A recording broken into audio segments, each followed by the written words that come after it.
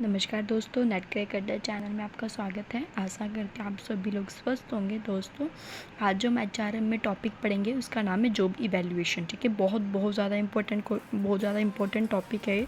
इसमें से बहुत ज़्यादा क्वेश्चन बनते हैं। ठीक है, तो आप इस वाले टॉपिक को अच्छे से पढ़िएगा।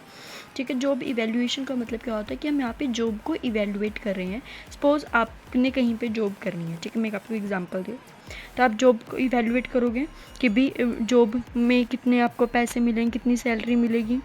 ठीक है, अच्छा किस तरह का काम होगा, क्या टाइमिंग होगी, आप हर एक छोटी छोटी चीज़ें देखेंगे। तो ये होता है जॉब को इवैल्यूएट करना। देखो, जॉब क्या होता है बेसिकली? जॉब होता है कि आप उस ऑर्गेनाइजेशन में किस ओहदे पर काम करेंगे या फिर आपका वहाँ पे क्या काम है। सपोज मैं कॉलेज में सपोज मैं अपनी बात करूँ तो जैसे मान लो मैं कॉलेज में लेक्चरर हूँ, तो मेरा काम क्या है, मेरी जॉब क्या है कि बच्चों को पढ़ाना है मैंने। ठीक है, तो ऐसे ही कॉलेजेस के अंदर कुछ होते हैं जो अकाउंट डिपार्टमेंट में, उनका काम क्या होता है, उनका काम होता है देखना कि भी बच्चों की फ़ीस वगैरह आ रही है या नहीं, किसकी कितनी सैलरी बनेगी, वो किसका काम हो गया, एचआर का।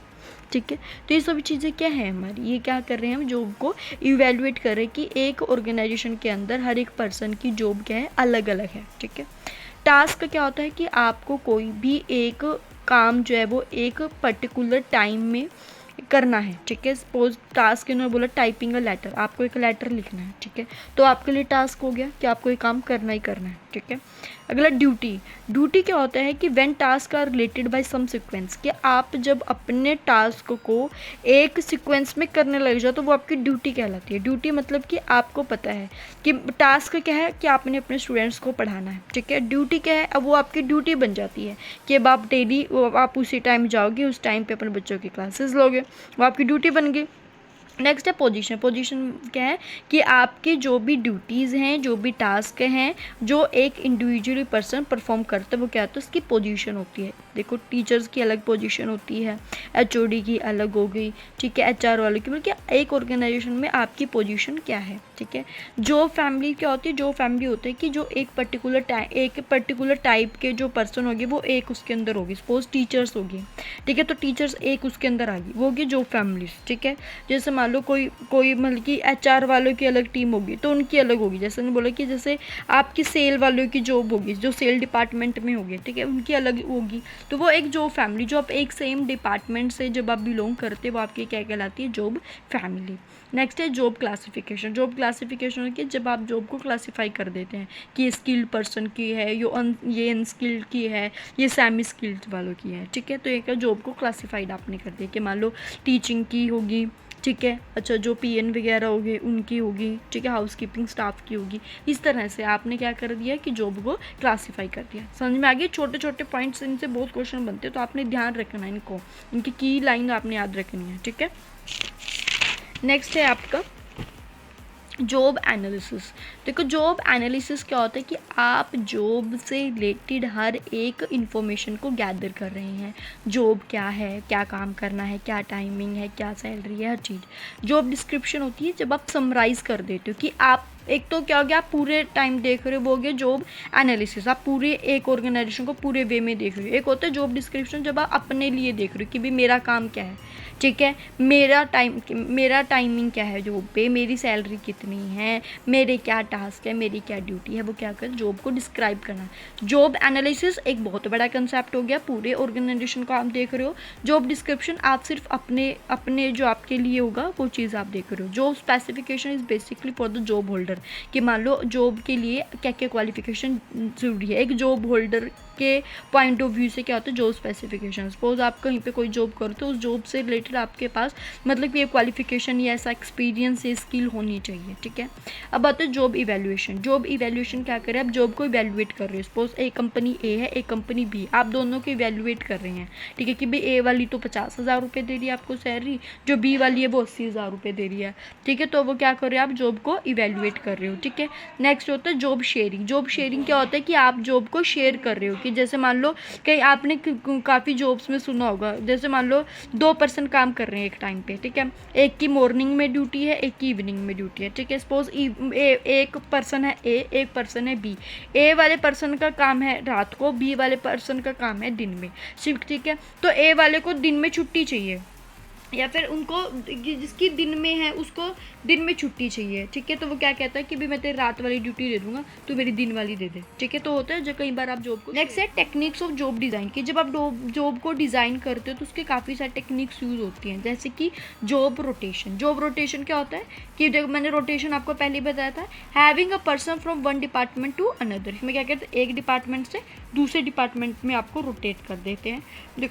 एक होता है जॉब इनलार्जमेंट, एक होता है जॉब इनरिचमेंट। देखो इनलार्जमेंट के अंदर क्या होता है कि पर्सन कहीं बोर ना हो जाए तो उसमें और उसके काम में कुछ नया कर देते हैं, उनकी सैलरी नहीं बढ़ती, याद रखना। जॉब इनलार्जमेंट में सैलरी नहीं बढ़ती, आपके काम में चेंजेस आते हैं।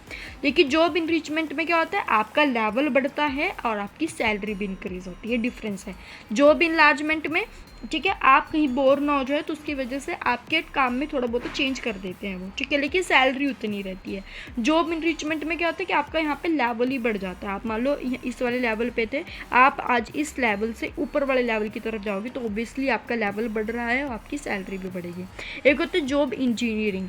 जॉब इंजीनियरिंग के अंदर क्या होता है, बेसिकली इसके अंदर एम्प्लॉय से पूछा जाता है, ठीक है, कि हम ऐसा क्या क्या काम करें जिसकी वजह से आपकी प्रोडक्शन इंक्रीज़ हो, ठीक है, जिसकी वजह से हमारी प्रोडक्शन बढ़े।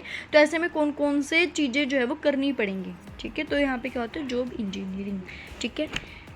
देखो अब हम एक एक डीपली पढ़ेंगे। तो जॉब एनालिसिस में हम क्या कर रहे हैं, हम A to Z इन्फॉर्मेशन को कलेक्ट कर रहे हैं जॉब की। जॉब के बारे में A to Z इन्फॉर्मेशन हम ले रहे हैं, उसको क्या कहते हैं, जॉब एनालिसिस। जॉब एनालिसिस में दो चीज़ें आती हैं, जॉब डिस्क्रिप्शन और जॉब स्पेसिफिकेशन। जॉब डिस्क्रिप्शन में क्या होता है, आप जॉब को डिस्क्राइब कर रहे हो रिलेटेड टू जॉब, टाइटल क्या है, जॉब में क्या पोजीशन है, कहाँ पर है जॉब, ठीक है, इसके ऐसी चीज़ें आप निकाल रहे हो तो क्या है जॉब डिस्क्रिप्शन। आपकी क्या ड्यूटी है, क्या रिस्पॉन्सिबिलिटी है, मशीन पे काम है, किस तरह की मशीन है, वहाँ का माहौल कैसा है, समझ रहे हो, आप जॉब को डिस्क्राइब कर रहे हो।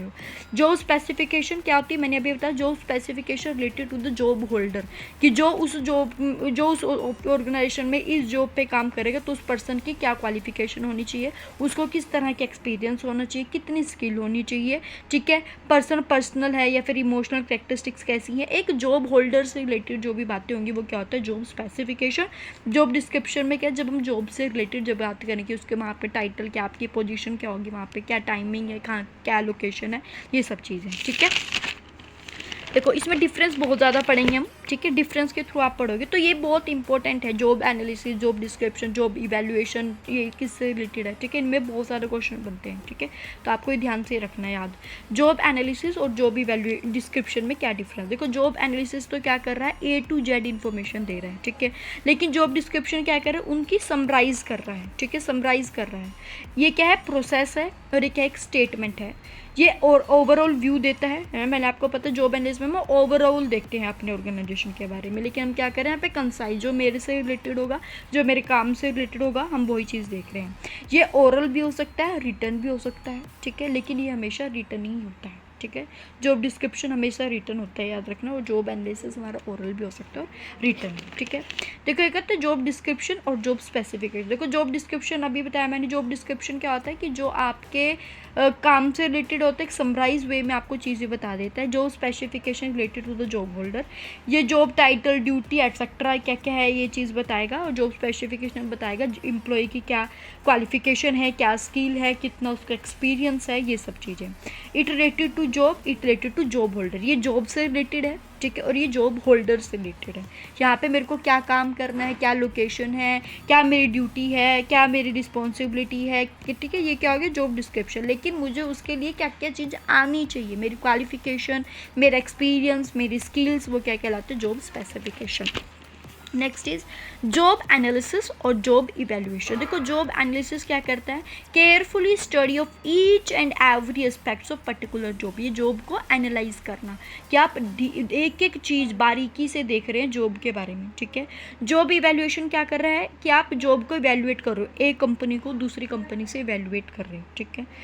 कॉम्प्रिहेंसिव होता है, ये क्या होता है, कॉम्प्रिहेंसिव स्टेज है, एक एक चीज़ को आप देख रहे हैं, गहराई में देख रहे हैं। जॉब इवैल्यूएशन क्या, कंपेयर कर रहे हो, आप एक कंपनी को दूसरी कंपनी से कंपेयर कर रहे हैं। एक कंपनी है एक्स, एक कंपनी है वाई, तो एक्स को वाई से, वाई को एक्स से कंपेयर कर रहे हैं, ठीक है। Objective is develop present method and technique doing a job, आप क्या करते हैं यहाँ पे अलग अलग मेथड्स, अलग अलग टेक्निक्स यूज़ करते हैं काम को करने के लिए, ठीक है। लेकिन जॉब इवैल्यूएशन क्या कहता है, डिटरमाइन फेयर वेज। आप वेजेस देखते हो कि मान लो एक्स कंपनी तो 20,000 रुपये दे रही है सैलरी और वाई कंपनी उसी काम करने को आपको 40,000 रुपये दे रही है, तो आप वहाँ पे ऐसे कंपेयर करते हैं, ठीक है। देखो अभी बताया मैंने जॉब इनलार्जमेंट और जॉब इनरिचमेंट। देखो जॉब इनलार्जमेंट होता है एक हॉरिजॉन्टल लेवल पे। हॉरिजॉन्टल लेवल क्या है कि एक ही लेवल के जब हम एक जैसे पर्सन, जैसे हम टीचर हैं, मान लो कॉमर्स डिपार्टमेंट के हम के टीचर हैं, तो कॉमर्स डिपार्टमेंट एक टीचर की लाइन होगी एक डिपार्टमेंट में ही, ठीक है। तो वो क्या हो गया, एक हॉरिजॉन्टल, जब सेम लेवल की बात हो रही है।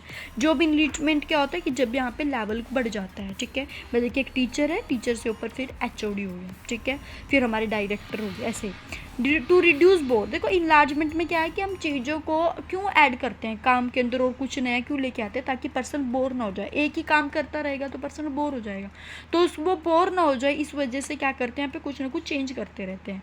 लेकिन जॉब इनरिचमेंट में क्या होता है कि पर्सन की जॉब चैलेंजिंग हो जाती है, यहाँ पे क्रिएटिव की बात आ जाती है, यहाँ पे इंटरेस्टिंग बन जाती है, क्यों, आपका बर्डन बढ़ जाता है, आपका लेवल इंक्रीज हो जाता है। No requirement of additional skill, यहाँ पे आपको एडिशनल स्किल की कोई जरूरत नहीं, जैसे आप काम कर रहे करना वैसा ही है, ठीक है। लेकिन जॉब इनरिचमेंट में क्या आता है, अब आपको एडिशनल स्किल की ज़रूरत पड़ेगी, ठीक है। तो ये चीज़ें होती है इनलार्जमेंट और इनरिचमेंट के अंदर, ठीक है। नेक्स्ट है मेथड्स ऑफ जॉब इवैल्यूएशन, की जॉब को जब आप जॉब को इवैल्यूएट करेंगे तो उसके क्या क्या मेथड्स होंगे। सबसे पहले होता है ranking method, classification method, factor comparison method और आपका आता है आपका पॉइंट मेथड, ठीक है। ये 4 मेथड होते हैं जब आप जॉब को इवैल्यूएट करते हैं, इन 4 मेथड से आप जॉब को इवैल्यूएट कर सकते हैं। रैंकिंग मेथड क्या है, ये सबसे पुराना मेथड, सबसे ईजी मेथड होता है। इसमें आप क्या करते हो, रैंक देते हो, ठीक है, बल्कि आप लोवेस्ट से हाईएस्ट की तरफ, हाईएस्ट से लोवेस्ट की तरफ जाते हो, ठीक है। आपने किसी को ए रैंक दे दी, किसी को A++, किसी को B, किसी को, मतलब एक हाईएस्ट से लोवेस्ट की तरफ जाते हो, वो क्या कहलाता है आपका रैंकिंग मेथड, ठीक है। अगला आता है क्लासिफिकेशन मेथड। क्लासिफिकेशन मेथड कि आप अपनी जॉब के अंदर क्या करो, क्लासीफाई कर रही हो, स्किल्ड पर्सन है, ये सेमी स्किल्ड के लिए है, ये अनस्किल्ड के लिए होती है। जैसे जॉब निकलती हैं कॉलेजेस में भी तो क्लासीफाई कर देते कि ये टीचिंग की जॉब है या नॉन टीचिंग की जॉब है, ठीक है। तो होता है आपने अपनी जॉब को, अपनी जो आपके ऑर्गेनाइजेशन में जितनी जॉब्स हैं उनको कैटेगराइज कर दिया, उनको डिवाइड कर दिया गया है, ठीक है। नेक्स्ट है factor comparison method. Factor comparison method में क्या होता है कि हम कुछ फैक्टर्स को लेकर चलते हैं, उस फैक्टर्स के बेसिस पे ही आप अपने जो है परफॉर्मेंस जो है वो पर्सन की वो उसको इवैल्यूएट करते हैं, कंसीडर करते हैं, ठीक है। जैसे मान लो मेरा है टाइपिंग का, ठीक है, तो मेरा एक फैक्टर होगा टाइपिंग, ठीक है, कि भी जो पर्सन जितनी जल्दी टाइपिंग करेगा वो उसकी परफॉर्मेंस उसी के अकॉर्डिंग होगी। कोई पर्सन जल्दी टाइपिंग कर देगा तो हम उसी को कंसीडर करेंगे, ठीक है, कोई एक फैक्टर ले लेंगे, ठीक है। तो टीचर की सबसे ज़्यादा उसका अगर मेरे को कंसीडर करना एक फैक्टर तो क्या होगा, वो उसका टीचिंग करने का तरीका, उसका टीचिंग का मेथड, कि कौन कौन से मेथड यूज़ कर रहा है at the time of the teaching, ठीक है। तो वो क्या है, हम एक फैक्टर को लेकर उसकी परफॉर्मेंस को चेक करते हैं। नेक्स्ट है पॉइंट मेथड। देखो पॉइंट मेथड क्या होता है, पॉइंट दिए जाते हैं, ठीक है। मान लो आप टीम में काम कर रहे हो तो पॉइंट नहीं मिलते कि इसका 1 नंबर, ये टीम को 1 नंबर मिला, एक को बी वाली कंपनी को 2 नंबर मिल गए, ठीक है। मतलब कि यहाँ पे पॉइंट्स में बात होती है, ठीक है। यहाँ पे कहते हैं प्रायोरिटी बेसिस पे यहाँ पे पॉइंट्स दिए जाते हैं, ठीक है, ताकि जिस चीज़ के जितने पॉइंट्स होंगे उसके हिसाब से उसके जो है जॉब में उसके वेज रेट भी उसी हिसाब से होंगे, ठीक है। ये होता है जॉब को इवेल्युएट करने के method, rank, classification, factor comparison और पॉइंट के थ्रू, ठीक है दोस्तों। ये बहुत ज़्यादा इंपॉर्टेंट टॉपिक है इसके अंदर, इसमें आपको हर एक चीज़ अच्छे से डीपली से पढ़नी है। जॉब इवैल्यूएशन क्या है, जॉब डिस्क्रिप्शन क्या है, जॉब स्पेसिफिकेशन क्या है, जॉब एनालिसिस में क्या क्या होता है, आपने चीज़ें छोटी छोटी चीज़ें अच्छे से ध्यान से करनी है। मैंने इसीलिए आपको डिफरेंस करके बताया है ताकि आप कंफ्यूज ना हो जाएं, ठीक है। फिर भी अगर मैंने अपनी तरफ से बहुत कोशिश की आपको सिंपल वे में समझाने के टॉपिक, ये बहुत ज़्यादा इंपॉर्टेंट है, मैं आपको बार बार बोल रही हूँ, ठीक है। तो इसमें आप बिल्कुल भी एक भी पॉइंट में चुकेगा मत। कोई भी डाउट है तो आप मेरे को कमेंट कर सकते हैं।